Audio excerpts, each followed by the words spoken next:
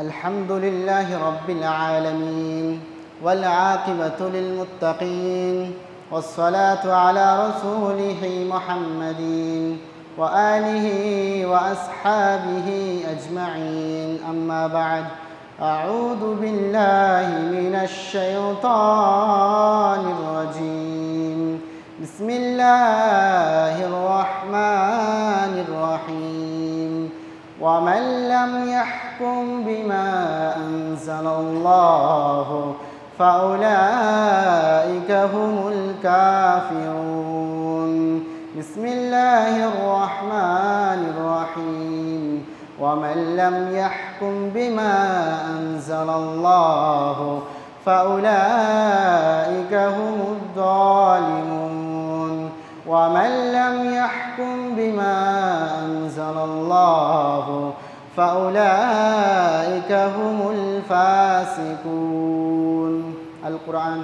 وقال النبي صلى الله عليه وسلم قال القذاة ثلاثة واحد في الجنة واثنان في النار فأما الذي في الجنة فرجل عرف الحق وقضى به ورجل عرف الحق فجار في الحكم فهو في النار ورجل قضى للناس على جهل فهو في النار.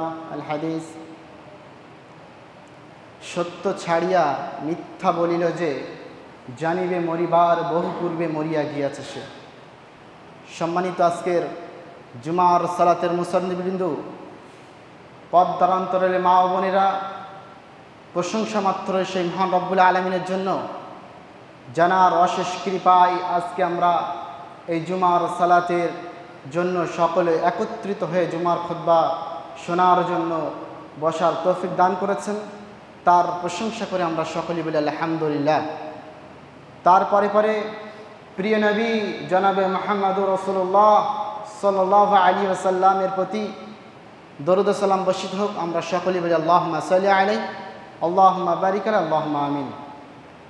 উপস্থিত আজকের জুমার সালাতের মুসল্লিবৃন্দ, আজকে আমি আপনাদের সম্মুখে যে বিষয়টি নিয়ে উপস্থাপন করতে চলেছি, বিষয়টি হলো ন্যায় বিচার না করার পরিণতি। আল্লাহর আইনের অবাধ্য বিচারকের পরিণতি কেমন হবে? বলছিলাম আজকের সমাজে দুর্নীতি চেপে বসার একটা বড় মাধ্যম ন্যায় বিচার না করা। ন্যায় বিচার না করার কারণে মানুষের হক নষ্ট করা হয়। বলছিলাম আজকের এই ন্যায় বিচার না করার কারণে বর্তমান সময়ের দিকে লক্ষ্য করলে দেখা যায় হাজারো মা বোনদের, হাজারো বাবার কোলের সন্তান, হাজারো মায়ের কোলের সন্তানকে তারা তাদের পৃথিবী থেকে বিদায় করে দিচ্ছে। এই ন্যায় বিচার না করার কারণে যোগ্য ব্যক্তিদের চেয়ার অযোগ্য ব্যক্তিরা দখল করছে। আজকে এই ন্যায় বিচার না করার কারণে হাজার মানুষ, অগণিত অসংখ্য মানুষ তারা মৃত্যুর দিকে ধাবিত হচ্ছে। আজকে এই ন্যায় বিচার না করার কারণে মানুষ বড় ক্ষতিগ্রস্তর মধ্যে পড়ে যাবে। বলছিলাম ন্যায় বিচার না করলে মানুষের হক নষ্ট করা হয়, তার পরিণাম হবে জাহান্নাম, তার স্থান হবে, তার ঠিকানা হবে জাহান্নাম। একথা মুহাম্মদ সাল্লাল্লাহু আলাইহি ওয়াসাল্লাম বলেছেন। বলছিলাম যদি দেখা যায়, আজকে যদি দেখতে চাই বিচার সঠিক না করার কারণে, ন্যায়সঙ্গত বিচার না করার কারণে মহান রব্বুল আলামিন তাদেরকে কি শাস্তি দিবেন, আল্লাহর রাসূল হাদিসের মধ্যে কি বলেছেন তাহা আজকে আমরা দেখে নেব। মহান রব্বুল আলামিন তিনি পবিত্র আল কুরআনের ভিতরে বলছেন, সূরাতুল মায়েদা আয়াত নাম্বার 44, তার ভিতরে মহান রব্বুল আলামিন বলছেন, একটু মনোযোগ সহকারে শুনবেন। মহান রব্বুল আলামিন তিনি বলছেন, ওয়ামান লাম ইয়াহকুম বিমা আনজালাল্লাহু ফাউলাইকা হুমুল কাফিরুন। অর্থাৎ আমি আল্লাহ, আমি যেগুলো পৃথিবীতে পাঠিয়েছি, আমি আল্লাহ, আমি যেগুলো পৃথিবীতে পাঠিয়েছি তদ অনুযায়ী, সেই অনুযায়ী যারা ফায়সালা করে না, সেই অনুযায়ী সেই মোতাবিক যারা বিচার করে না, ফাউলাইকা হুমুল কাফিরুন, তারা কাফের। তারপরের আয়াতে অর্থাৎ ৪৫ নম্বর আয়াতে আল্লাহ আবার বলছেন ওয়ামান লাম ইয়াহকুম বিমা আনজালাল্লাহু ফাউলাইকা হুমুয যালিমুন, অর্থাৎ আমি আল্লাহ, আমি যেগুলো পৃথিবীতে পাঠিয়েছি সেই অনুযায়ী যারা ফাইসাল্লা করে না, সেই মোতাবিক যারা বিচার করে না, ফাউলাইকা হুমুয যালিমুন, তারা জালিম। তারপরের আয়াতে অর্থাৎ ৪৭ নম্বর আয়াতে আল্লাহ আবার বলছেন ওয়ামান লাম ইয়াহকুম বিমা আনজালাল্লাহু ফাউলাইকা হুমুল ফাসিকুন, অর্থাৎ আমি আল্লাহ, আমি যেগুলো পৃথিবীতে পাঠিয়েছি, আমি যেগুলো পৃথিবীতে নাজিল করেছি, যেভাবে বিচার করতে বলেছি ঠিক সেইভাবে যারা বিচার করে না, ফাউলাইকা হুমুল ফাসিকুন, তারা ফাসিক, তারা পাপাচারী, তারা গুনাহগার। বলছিলাম 3টি আয়াত থেকে আমরা এটাই বুঝতে পারি যারা আল্লাহ রাব্বুল আলামিন যেভাবে আমাদেরকে এই পৃথিবীতে বিচার করতে বলেছেন, সমাজের মেম্বারদেরকে, সমাজের মুখ্যমন্ত্রী, প্রধানমন্ত্রী, রাষ্ট্রমন্ত্রী, শিক্ষামন্ত্রী, গ্রামের মোড়ল যে হোক না কেন, ঠিক যেভাবে মহান রব্বুল আলামিন বিচার করতে বলেছেন ঠিক সেভাবে যদি আমি আপনি বিচার না করতে পারি, যদি বিচার না করি, তাহলে আমি আপনি হয়ে যাব 1 নম্বর কাফের, আমি আপনি হয়ে যাব 1 নম্বর ফাসিক, আমি আপনি হয়ে যাব জালেম, তারা পাপাচারী, তারা অত্যাচারী, তারা গুনাহগার। অর্থাৎ এখান থেকে আমাদের যে শিক্ষা নিতে হবে, এই আয়াত থেকে আমাদেরকে যেটা বুঝতে হবে, যদি আমি আপনি একজন বিচারক হয়ে থাকি, বিচারক হতে পারে আমি বা আপনি, বিচারক হতে পারে কোনো শিক্ষক বা শিক্ষিকা, বিচারক হতে পারে কোনো মেম্বার বা প্রধান, বিচারক হতে পারে প্রধানমন্ত্রী বা শিক্ষামন্ত্রী, বিচারক যে হতে পারে বাবা অথবা মা, বিচারক যেই হোক না কেন, বিচার যদি সঠিক না করতে পারি, বিচার যদি আল্লাহ যেভাবে বিচার করতে বলেছেন ঠিক সেই অনুযায়ী তদ অনুযায়ী যদি বিচার না করতে পারি, তাহলে প্রথমেই বলেছি আল্লাহ বলছেন সূরাতুল মায়েদার ভেতরে তারা কাফের, তারা ফাসিক, তারা জালেম। তাহলে আমাদেরকে সঠিকভাবে বিচার করতে হবে। এর পরিণতি, এর পরিণাম কেমন হবে হাদিসের দিকে লক্ষ্য করলে দেখা যায়, হাদিসের রাবি আন বুরাইদা আন আবিহি, তার বাপ থেকে বর্ণনা করছেন ক্বালা রাসূলুল্লাহ সাল্লাল্লাহু আলাইহি ওয়াসাল্লাম, রাসূলুল্লাহ সাল্লাল্লাহু আলাইহি ওয়াসাল্লাম বলেছেন আল কুযাতু সালাসাতুন, বিচারক 3 শ্রেণীর হয়। কয় শ্রেণীর হয় একটু কথা বলবেন। বিচারক 3 শ্রেণীর হয়। ওয়াহিদুন ফিল জান্নাহ, 1 শ্রেণীর বিচারক যাবে জান্নাতে, ওয়াসনানি ফিন্নার, এবং 2 শ্রেণীর বিচারক যাবে জাহান্নামে। তাহলে রাসূল সাল্লাল্লাহু আলাইহি ওয়াসাল্লাম কি বললেন? বিচারক 3 শ্রেণীর হয়। কয় শ্রেণীর হয়? বিচারক 3 শ্রেণীর হয়। তার মধ্যে ওয়াহিদুন ফিল জান্নাহ, 1 শ্রেণীর বিচারক যাবে জান্নাতে, ওয়াসনানি ফিন্নার, 2 শ্রেণীর বিচারক যাবে জাহান্নামে। ফাআম্মাল্লাযী ফিল জান্নাহ, তার মধ্যে যে বিচারকেরা জান্নাতে যাবে, ওই 3 শ্রেণীর মধ্যে কোন শ্রেণীর বিচারক? ওই 1 শ্রেণীর বিচারক। কোন লোকগুলো? ফারাজুলুন, ওই ব্যক্তি আরাফাল হক, যে সত্যটাকে জানলো, সত্যটাকে বুঝলো, সত্যটাকে বোঝার পরে অকদামি, এবং সেই মোতাবেক সে বিচার করল। তাহলে 3 শ্রেণী বিচারকের মধ্যে 1 শ্রেণী বিচারক যাবে জান্নাতে। তাহলে সেই বিচারকগুলো কে? তারা হচ্ছে যারা সত্যটাকে জানলো, সত্যটাকে বুঝলো, সত্যটাকে জানার পরে, বোঝার পরে অকদাবি, সেই মোতাবেক সে বিচার করলো। না ইহা না ওয়াহা, এদিকেও ঘোরালো না, ওদিকেও ঘোরালো না, যেটা সে বুঝলো, সঠিকভাবে বোঝার পরে, সঠিকভাবে জানার পরে সে সেই মোতাবেক বিচার করলো। ফাআম্মাল্লাযী ফিল জান্নাহ, সে জান্নাতে গেল। আর 2 শ্রেণী যারা জাহান্নামে যাবে, তারা কে? ওয়ারাজুলুন, এবং ওই ব্যক্তি আরাফাল হক, যে সত্যটাকে জানলো, ফাজারা ফিল হুকমি ফাহুয়া ফিন্নার, সে সত্যের সাথে বিচার করলো না, সে ন্যায়ের সাথে বিচার করলো না, হকের সাথে বিচার করলো না, ফাহুয়া ফিন্নার, সে জাহান্নামে গেল। অর্থাৎ যে ব্যক্তি সত্যটাকে জানবে, সত্যটাকে বুঝবে, কিন্তু সত্যের সাথে বিচার করবে না, হকের সাথে বিচার করবে না, ন্যায় পরায়ণতার সাথে বিচার করবে না, ফাহুয়া ফিন্নার, সে জাহান্নামে গেল বা জাহান্নামে যাবে। আর একজন ব্যক্তি অরাজুলুন, এবং ওই ব্যক্তি আলা নাস, মানুষদের মধ্যে বিচার করলো, আলা জাহালিন, অজ্ঞতার সাথে, ফাহুয়া ফিন্নার, সেও জাহান্নামে গেল। অর্থাৎ যে ব্যক্তি বিচারের বুঝতে পারে নাই, বিচার কি জিনিস, মেম্বার হতে হয় তাই হয়েছে, তাকে বিচার করতে হবে তাই সে গিয়েছে, কিন্তু সে বিচারের বুঝতে পারেনি, বিচারের কাঠগড়ায় দাঁড়িয়ে বিচার করতে শুরু করেছে, বিচার উল্টো পাল্টা করে দিয়েছে, সঠিকভাবে করতে পারেনি, তাদের জন্য আল্লাহ রাসূল বলছেন ফাহুয়া ফিন্নার, তারাও জাহান্নামে যাবে। বলছিলাম হাদিসটি থেকে আমাদেরকে শিক্ষা নিতে হবে, হাদিসটা থেকে আমাদেরকে এটা বুঝতে হবে, বিচারক তিন শ্রেণীর হয়। রাসূল সাল্লাল্লাহু আলাইহি ওয়াসাল্লাম বলেছেন তার মধ্যে এক শ্রেণী যাবে জান্নাতে, দুই শ্রেণী যাবে জাহান্নামে। ওই দুই শ্রেণীর মধ্যে যারা সত্যটাকে জানার পরেও, সত্যটাকে চোখে দেখার পরেও, সত্যটাকে বোঝার পরেও যারা সত্যের সাথে বিচার করবে না, যারা হকের সাথে বিচার করবে না, রাসূল সাল্লাল্লাহু আলাইহি ওয়াসাল্লাম বলছেন তারা জাহান্নামে যাবে।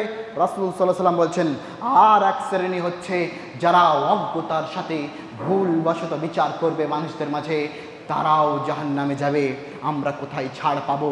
বলছিলাম হাদিসটি থেকে আমাদেরকে বুঝতে হবে, যদি আমি আপনি ভুলও বিচার করি তবু আমাদেরকে জাহান্নামে যেতে হবে, এই হাদিসটি থেকে বুঝতে হবে। বলছিলাম আজকে হাজারো মানুষ রয়েছে, হাজারো মেম্বার রয়েছে, হাজারো প্রধানমন্ত্রী রয়েছে, হাজারো মা বাবা রয়েছে, তারা বিচার করা কাজটা কঠিন মনে করে না, তারা বিচার কাজটা বড় সহজ মনে করে নিয়েছে।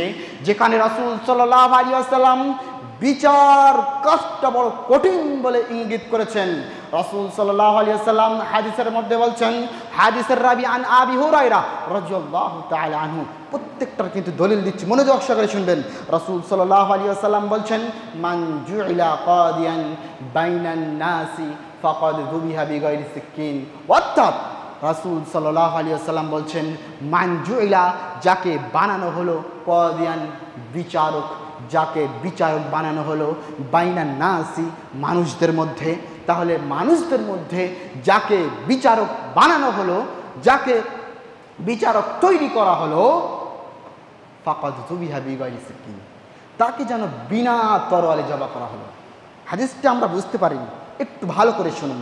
রাসূল সাল্লাল্লাহু আলাইহি ওয়াসাল্লাম এই হাদিসের মধ্যে যেটা বলতে চাইছেন, বিচার যে বড় কাজটা কঠিন, বিচার করা যে কাজটা বড় কঠিন, তার এই হাদিস থেকে প্রমাণিত হচ্ছে যে রাসূল বলছেন যে একজন মানুষকে যখন মানুষদের মধ্যে তাকে বিচার করার জন্য বিচারক করা হলো, তাকে তৈরি করা হলো, তাকে যেন বিনা তরল জবা করা হলো। জি, এই কাঠটা দিয়ে আপনি আমাকে জবা করতে পারেন না, পারবেন না। একটা কোনো কাঠের কুটা দিয়ে আপনি আমাকে জবা করতে পারবেন না, একটা লাঠি দিয়ে আপনি আমাকে জবা করতে পারবেন না। তরোয়াল ছাড়া আপনি আমাকে জবা করতে যেমন পারা কঠিন, আপনি পারবেন না, পারবেন না, পারবেন না, ঠিক তেমনিভাবে বিচার কাজটা বড় কঠিন। ইবনে আব্বাস রাদিয়াল্লাহু তাআলা আনহু এই হাদিসের ব্যাখ্যা করতে গিয়ে বলেছেন, একটা মানুষকে যেমন একটা লাঠি দিয়ে জবা করতে পারা যেমন কঠিন কাজ, একটা মানুষকে যখন বিনা তরোয়ালে যেমন জবা করা কঠিন কাজ, ঠিক তেমনিভাবে বিচার কাজটা করাও অনেক কঠিন। আজকের সমাজের মেম্বার, আফসোস, আজকের সমাজের মেম্বার, আজকের সমাজের প্রধান, আজকের সমাজের মোড়ল, আজকের গ্রামের প্রধান, আজকের গ্রামের মেম্বার, আজকের গ্রামের মোড়ল, আজকের দেশের মন্ত্রী, প্রধানমন্ত্রী, রাজ্যমন্ত্রী, মুখ্যমন্ত্রী, শিক্ষামন্ত্রী, যে মন্ত্রী হোক না কেন, হাজারো এরকম মন্ত্রী রয়েছে, কিন্তু তারা বিচারকে বিচার মনে করেনি, তারা বিচারের বুঝতে পারেনি। বিচারের কাঠ গড়ায় বসে থেকে তারা বিচার করতে শুরু করেছে। বিচার কাজটা কি সহজ? বিচার করা কাজটা কি কঠিন নয়? রাসূলের বাণী থেকে এটা তো বোঝা যায় বিচার কাজটা বড় কঠিন। তাহলে আমি আপনি কে যে বিচারকে বিচার না মনে করে বিচার করতে চলে যাব? হাজার হাজার টাকার জন্য বিচার করতে চলে গিয়েছি, হাজার হাজার টাকার জন্য বিচার করতে চলে গিয়েছি, কিন্তু সঠিকভাবে বিচার করতে পারিনি, সঠিকভাবে বিচার করতে পারিনি। আফসোস, এখনো পর্যন্ত আফসোস হওয়ার দরকার। আজকে হাজারো মেম্বার রয়েছে, হাজারো মুখ্যমন্ত্রী রয়েছে, হাজারো মা বাবা রয়েছে, তাদের মা বাবাগুলো কেমন করে থাকে, বড় ছেলেটা একটু বুদ্ধিতে কম বলে, বড় ছেলেটা একটু খাদ্য একটু টাকা পয়সায় কম দেয় বলে, রোজগার একটু কম করে বলে, ছোট সন্তানটা একটু বেশি টাকা ইনকাম করে বলে তাকে একটু জমি বেশি দিয়ে তার মনকে সান্ত্বনা দিয়ে বড় সন্তানকে দূর হতভাগার মতো ঠেলে দিয়ে লাথি মেরে ফেলে দিয়ে তাকে আমরা, এটা সঠিক বিচার হলো না। বলছিলাম হাজারো মা বাবা রয়েছে যারা এই বিচার করা কাজটা থেকে অনেক পিছিয়ে রয়েছে। ও আমার মা, ও আমার বাপ, ও আমার ভাই, বলছিলাম আপনার সন্তানকে যে 1 কাঠা জমি কম দিয়েছেন, আপনার মেয়েকে যে 1 কাঠা জমি কম দিয়েছেন, হে আমার ভাই বলছিলাম তুমি যে তোমার বোনকে 1 কাঠা 2 কাঠা জমি কম দিয়েছো, এর জন্য কিন্তু তুমি সঠিক বিচার করতে পারোনি, এটা তুমি সঠিক বিচার করোনি, এর জন্য তোমাকে কাল কিয়ামতের মাঠে জাহান্নামে যেতে হবে। এ কথা রাসূল সাল্লাল্লাহু আলাইহি ওয়াসাল্লাম বলছেন। তুমি যদি অজ্ঞতার সাথেও করে থাকো, তুমি যদি ভুলবশতর সাথেও করে থাকো, তবু তোমাকে জাহান্নামে যেতে হবে। এ কথা রাসূল সাল্লাল্লাহু আলাইহি ওয়াসাল্লাম বলেছেন, আমি বলিনি। মুহাম্মদ সাল্লাল্লাহু আলাইহি ওয়াসাল্লাম এখান থেকে 1450-1500 বছর আগে বলে গিয়েছেন। আমি শুধু বাংলা অনুবাদ করেছি।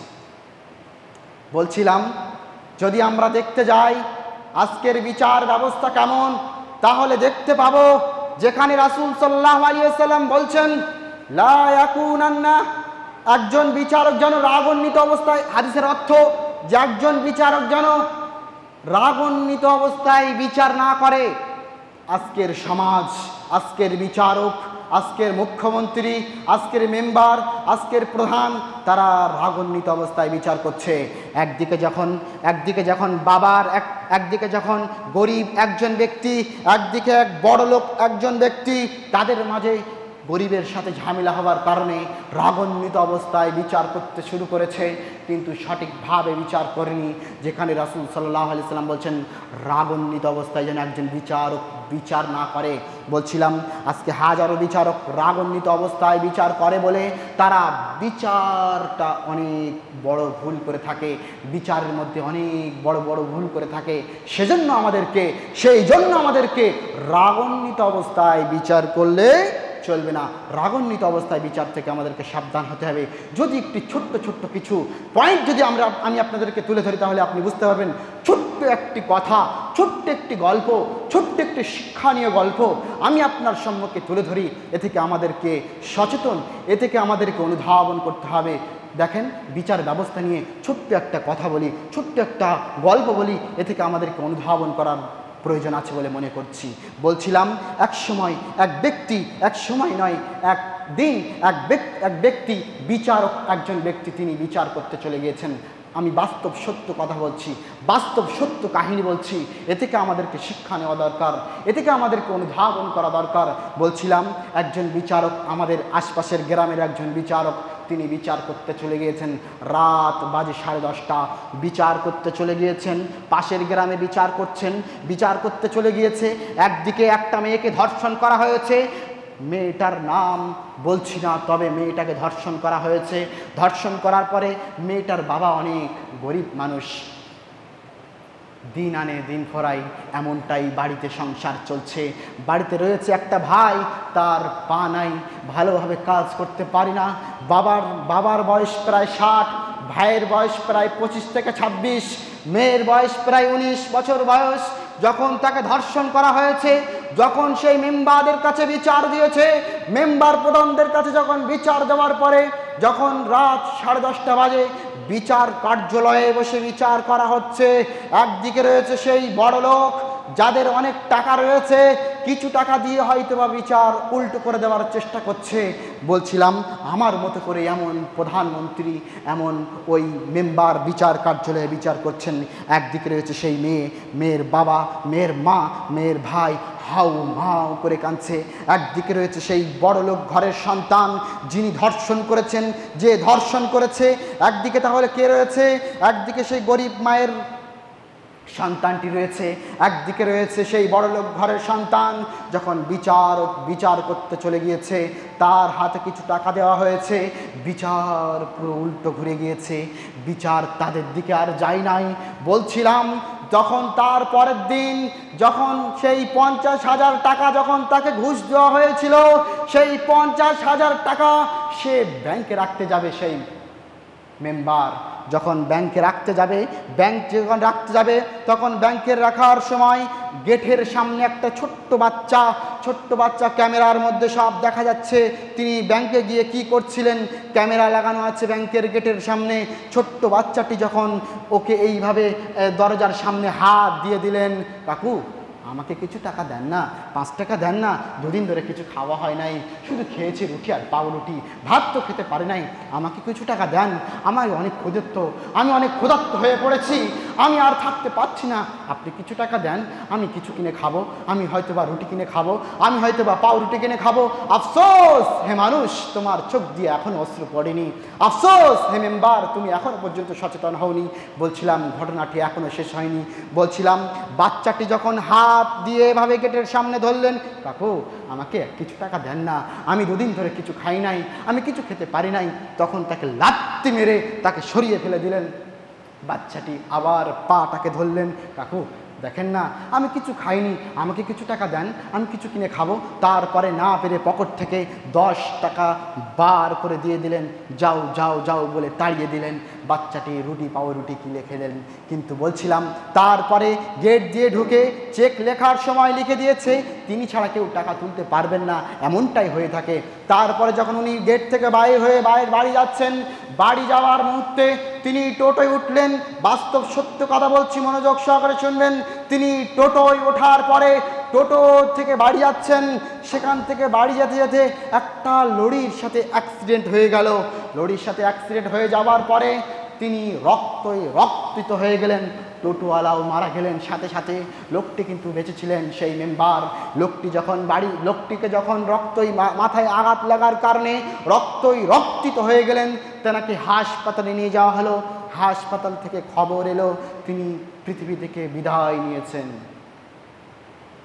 যেটা আমি বলতে চাইছিলাম এই গল্প থেকে, যেটা আমি অনুধাবন করার জন্য বলছিলাম এই গল্প থেকে, হে আমার মেম্বার ভাই, সম্মানিত মেম্বার ভাই, সম্মানিত প্রধান ভাই, সম্মানিত স্কুল মাস্টার, সম্মানিত মাদ্রাসার শিক্ষক মণ্ডলী, সম্মানিত বাবা, সম্মানিত মা, আপনি যে একজন বিচারক হয়েছেন, আপনি যে মানুষের সামনে যে বিচার করবেন, বলছিলাম সেই মেম্বারটি, সেই প্রধানটি যে বিচার করে 50,000 টাকা নিয়েছিল তার সন্তানের মুখে হাসি ফোটানোর জন্য, তার স্ত্রীর মুখে হাসি ফোটানোর জন্য, তার স্ত্রীর কাছে একটু ভালো মন্দ কিছু শোনার জন্য তিনি যে ওই 50,000 টাকা নিয়েছিল, বলুন তো সেই 50,000 টাকা তার কোনো কাজে আসবে না সেই বাচ্চাটাকে যে 5-10 টাকা দিয়েছিল সেটা কাজে আসবে?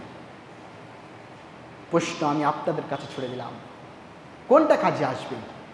কবরে যাওয়ার পরে সেই 5 টাকা কাজে আসবে না যে 50,000 টাকা গরিবের মায়ের চোখ দিয়ে অশ্রু ঝরিয়ে, গরিবের মেয়ের চোখ দিয়ে কান্না বাইর করে, গরিবের সন্তানের একটা ঠ্যাং ভাঙা সেই সন্তানের মুখের কান্না না দেখে, ওই বাবার চোখের কান্না না দেখে বাবাও যে পরে আত্মহত্যা করেছে, মেয়েও যে পরে আত্মহত্যা করেছে, বাড়ির ফ্যামিলির মধ্যে যে 2জন ব্যক্তি আত্মহত্যা করেছে তার হিসাব কে দেবে?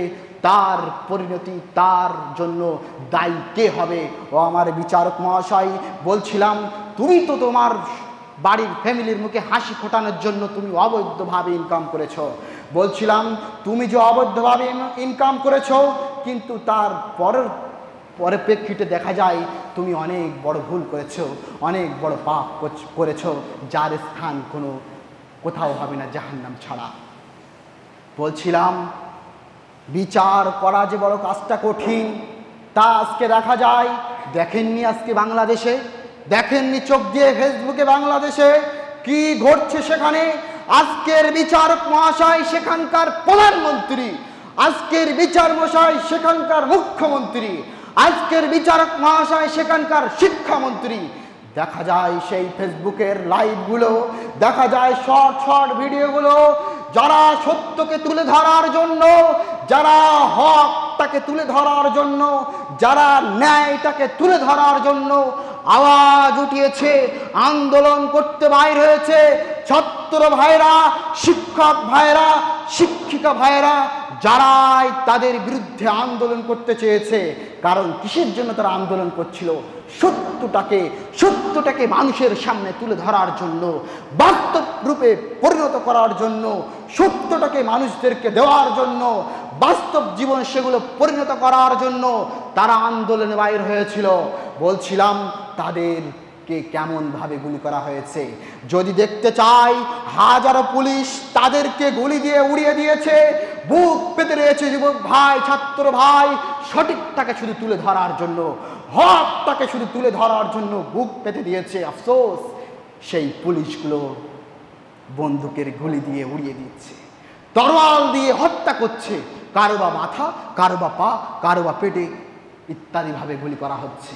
বলছিলাম, ও আমার বাংলাদেশ ভাই, ও আমার ইন্ডিয়ার ভাই, দেখেননি মণিপুরে কি হয়েছিল?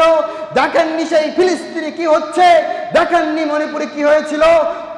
দুটি মেয়েকে উলঙ্গ অবস্থায় রাস্তা দিয়ে হাঁটানো হচ্ছে, রাস্তা দিয়ে পার করা হচ্ছে। কে করবে এই বিচার? এই বিচার করার মতো বিচারক আজকের সমাজে নাই। ও আমার বিচারক ভাই, তুমি যে বিচার কার্যালয়ে বিচার করতে বসেছো, তোমার যে একটা দায়িত্ব রয়েছে, তোমার যে একটা পাওয়ার রয়েছে, তুমি সেই পাওয়ার কোন কাজে ব্যয় করেছো? তোমার পাওয়ার কোন কাজে ব্যয় করেছো? বলছিলাম, আজকের আমার আপনার পাওয়ার, আজকের আমার আপনার এই পাওয়ারটুকু আমি আপনি কোন কাজে ব্যয় করেছি? তুমি যে প্রধানমন্ত্রী হয়েছো, যে সঠিক বিচার করার কথা ছিল, যে বাথরুম পরিষ্কার করার যোগ্য না, যে টয়লেট পরিষ্কার করার যোগ্য না, সে আজকে স্কুল টিচারের হেডমাস্টার হয় কি করে? প্রশ্ন তো এখানেই রয়ে যায়। যে উচ্চ মাধ্যমিক দেয় নাই, যে মাধ্যমিক দেয় নাই, যে 8 পাসও করে নাই, সে আজকে প্রাইমারি স্কুলের হেড টিচার হয় কি করে? প্রশ্ন তো এখানেই দাঁড়িয়ে যায়। যে স্কুলেও যায় নাই, সে আজকে ব্যাংকের ম্যানেজার হয় কি করে? যে আজকে স্কুলের মুখ দেখে নাই, সে আজকে বড় বড় পদে যায় কি করে? বলছিলাম, আজকের মেম্বার প্রধানরা, আজকের মুখ্যমন্ত্রী, প্রধানমন্ত্রী সঠিকভাবে বিচার না করার কারণে, সঠিকভাবে বিচার না করতে পারার কারণে তাদের ঠিকানা, তাদের স্থান জাহান্নাম হবে। রাসূল সাল্লাল্লাহু আলাইহি ওয়াসাল্লাম বলছেন। বিচারক মহাশয়, আমি আপনাকে বলছিলাম, রাসূল সাল্লাল্লাহু আলাইহি ওয়াসাল্লাম একটি হাদিস আমি আপনাকে বলি যে বিচার কাজটা বড় কঠিন।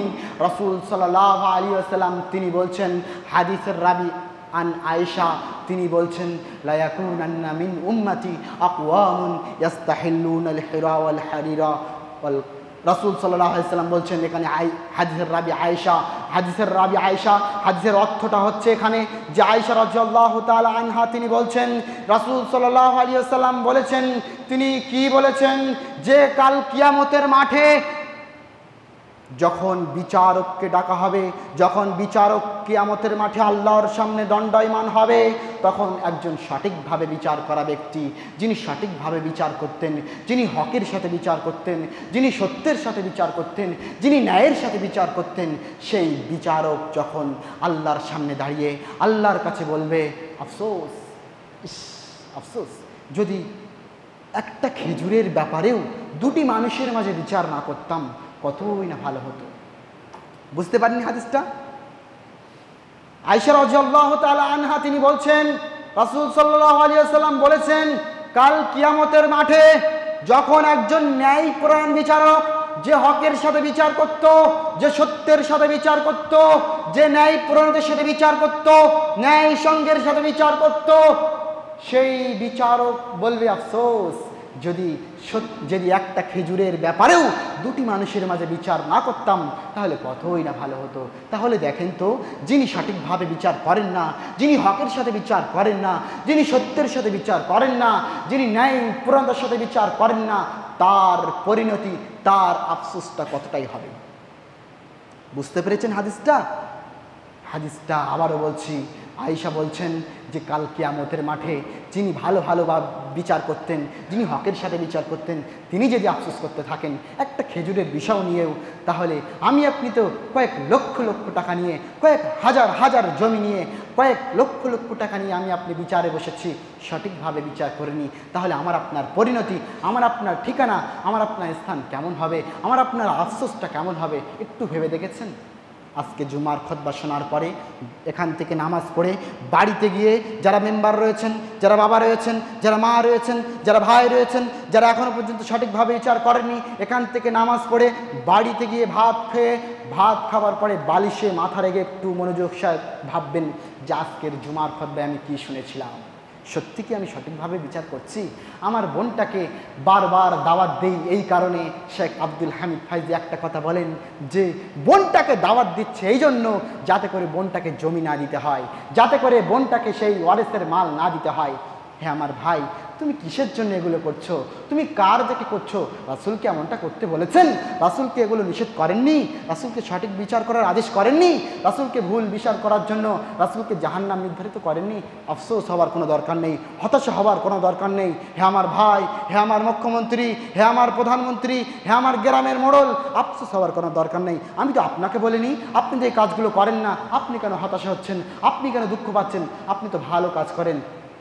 আজকের মেম্বারগুলো, আজকের প্রধানগুলো যদি দেখতে চাই গ্রামে অঞ্চলে পাড়ায় পাড়ায় যদি দেখি তাদের বিচার করাটা কেমন, তাদের বিচার কাজটা তারা কেমনভাবে করছে, যদি আমি আপনি দেখি তাহলে দেখা যায় যে আজকের গ্রামে গ্রামে যে সরকার থেকে কিছু পেপার আসছে, সরকার থেকে ঘরের ছাদ দেওয়ার জন্য যে টাকা আসছে ঘর করার জন্য, আজকে যদি আমি আপনি দেখি যাদের এখনও পর্যন্ত বাড়ির টালি দিয়ে পানি টপ টপ টপ টপ করে পড়েছে, বাড়ির টালি দিয়ে টপ টপ টপ টপ করে পানি পড়ার কারণে খাট ভিজে যাচ্ছে, তক্তগাছ ভিজে যাচ্ছে, অনেক বিছানাও ভিজে যাচ্ছে, কিন্তু তাদেরকে একটা পেপারের জন্য একটা পেপার কেনার টাকাও আমি আপনি দিতে পারিনি। হ্যাঁ আমার মেম্বার ভাই, যাদের একতলা বাড়ি রয়েছে তাদেরকে তুমি দুতলা বাড়ি করার জন্য টাকা দিয়েছো, যাদের দুতলা বাড়ি রয়েছে তাদেরকে তুমি তিনতলা বাড়ি করার জন্য টাকা দিয়েছো, কিন্তু যাদের এখনো পর্যন্ত মাটির ঘর রয়েছে, যাদের এখনো পর্যন্ত টালির বাড়ি রয়েছে, তাদেরকে তুমি একটা পেপার কিনে দাও নাই,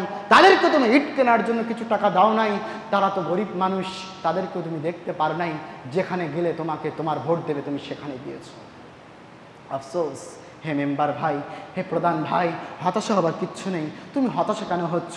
রাসূলের হাদিসটা তোমাকে মাথায় রাখা দরকার, যেখানে রাসূল সাল্লাল্লাহু আলাইহি ওয়াসাল্লাম বলছেন সাবআতুন ইউযিল্লুহুমুল্লাহ। হাদিসটা অনেক লম্বা হাদিস, হাদিসটার অর্থ শুধু একটু বলে দেই।